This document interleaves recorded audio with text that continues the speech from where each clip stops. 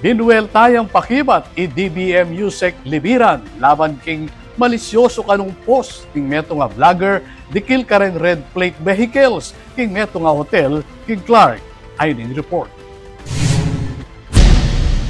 Pinabulaanan ni Department of Budget and Management o DBM Undersecretary Gades Libiran ang isang post ng Ajarn Chris Vlog na ipinakita ang mga red plate vehicles na nakapark sa isang hotel sa Clark. Ang caption ng vlogger, Clark Casino Parking puno ng red plates.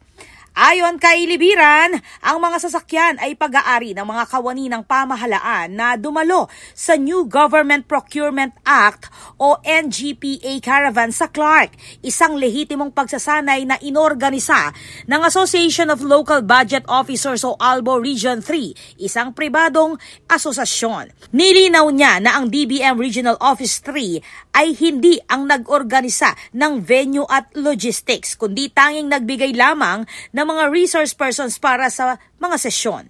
Ayon kay Libiran, this was a formal training, not a junket, kung saan iginiit din na ang Widas Hotel ang pinili ng ALBO na matagal nang ginagamit para sa mga seminar at walang aktibong casino operations noong isinasagawa ang aktibidad.